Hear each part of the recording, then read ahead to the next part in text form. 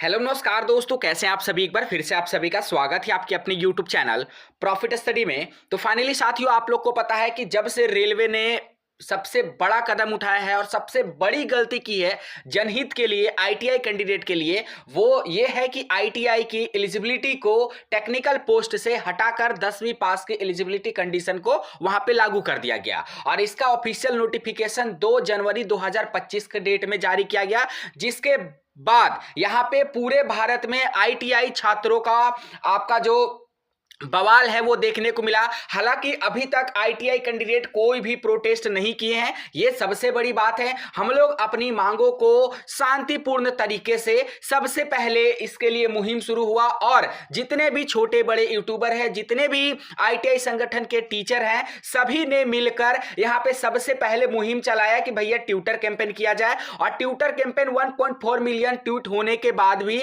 Railway की तरफ से एक अपडेट आता है कि नहीं भैया, हम 10वीं पास को ही लागू रखेंगे। मामला यहां भी नहीं सुलझा तो हम लोगों ने रेलवे के डिफरेंट डीआरएम ऑफिस में जाकर अपना ज्ञापन पत्र दिया कि भैया जो भी रेलवे किया है वो गलत किया है। और वहां के जो डीआरएम थे वो भी इस बात को माने कि हाँ, रेलवे जो किया है वो सच में यहां पे गलत किया है। ठीक है, रेलवे को ऐसा नहीं करना चाहिए था।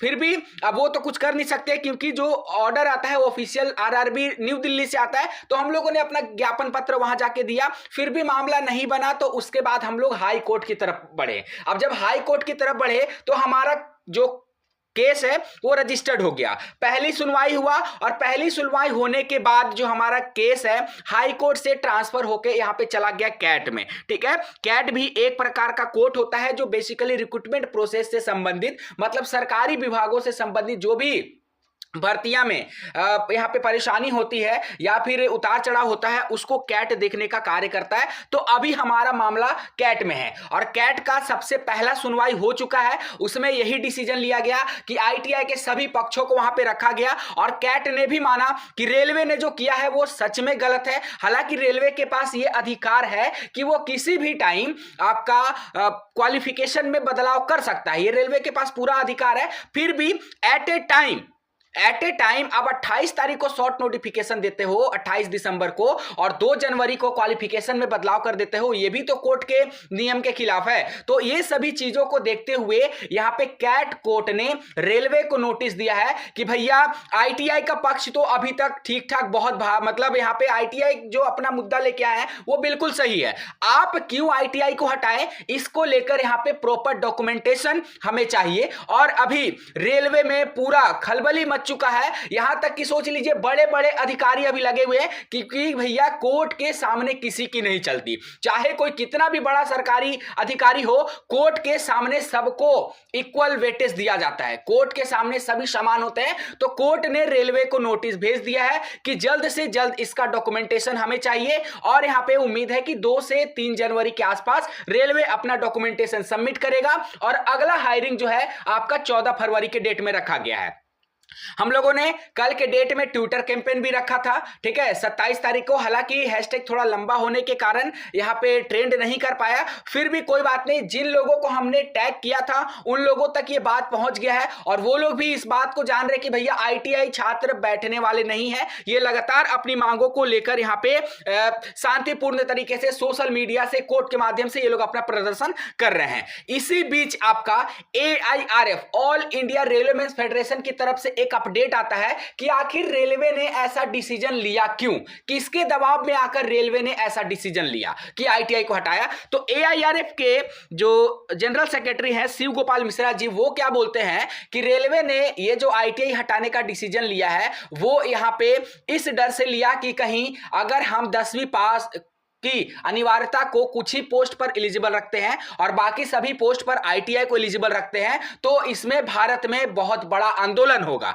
बहुत बड़ा यहां पे विद्रोह होगा, जिसके कारण यहां पे रेलवे को बहुत क्षति होगा। इसका मतलब ये समझ लीजिए कि रेलवे आंदोलन होने के डर के कारण यहां पे आईटीआई को हटा दिया। ठीक है, पहला बात। दूसरा ये है कि जब आपको आंदोलन का इतना ही डर था तो 2019 में ही आपको नहीं बोलना चाहिए था कि भैया हम आईटीआई लागू करेंगे। क्यों बोल दिए 2019 में? क्यों यहां पे लाखों जो आईटीआई पास आउट कैंडिडेट हैं उनको झूठा सपना दिखा दिए? क्यों वो कोई भैंस बेच के किया है, कोई अपना घर को गिरवी रख के किया है, कोई कहां कहां से पैसे लेकर जो आईटीआई किया है, क्यों आपने झूठा सपना दिखा दिया कि लोग आईटीआई बच्चे करें, हम उनको ग्रुप डी में नौकरी देंगे। और आईटीआई का सबसे प्राथमिकता, जो सबसे पहला सपना रहता है ना, वो रेलवे में जाने का रहता है, लेवल 1 पोस्ट पे। और आपने उस सपने के लोग लेकर यहां पे बहुत खिलवाड़ किया है, जो यहां पे भारत के युवा बिल्कुल भी बर्दाश्त नहीं करेंगे। और ये जो आपने किया है उसका जवाब आपको कोर्ट में देना पड़ेगा। मतलब जाहिर सी बात है कि आंदोलन के डर से रेलवे यहां पे आईटीआई को हटा दिया।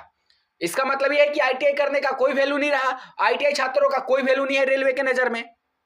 ठीक है, कोई बात नहीं, पर कोर्ट में तो उनको जवाब देना पड़ेगा ना, कोर्ट में वो जवाब देंगे। ठीक है, अब सबसे बड़ा सवाल आ रहा था, बहुत सारे छात्रों के द्वारा पूछा जा रहा था कि सर क्या अभी आईटीआई, जब तक आपका आईटीआई का मामला कोर्ट में चल रहा, हमको फॉर्म भरना चाहिए या हमको फॉर्म नहीं भरना चाहिए? तो साथियों में ही बोलेंगे, अगला सुनवाई 14 फरवरी को है, तब तक आप लोग वेट कर लीजिए। ठीक है, तब तक आप लोग वेट कर लीजिए। और इधर वैकेंसी बढ़ाने को लेकर भी पूरा जोर दिया जा रहा, वैकेंसी भी बढ़ना चाहिए और सभी टेक्निकल पोस्ट पर आईटीआई को भी लागू करवाना है। ठीक है, तो तब तक आप लोग वेट कर लीजिए थोड़ा, फिर जब लास्ट में होगा तो आप लोग आराम से फिल करिएगा, कोई टेंशन नहीं है। तब तक जितने भी 10वीं पास वाले कैंडिडेट होंगे वो सभी लोग फॉर्म फिल कर रहे हैं, तो ट्रैफिक थोड़ा सा जो रेलवे का ऑफिशियल साइट पे वो कम ही हो जाएगा तब तक। ठीक है ना, ये और बाकी क्यों हटाया गया इसके रिगार्डिंग हमने आपको बता दिया। टेंशन मत लीजिए, जब तक यहां पे आईटीआई लागू नहीं करेगा रेलवे, तब तक हम लोग इसी प्रकार संघर्ष करते रहेंगे।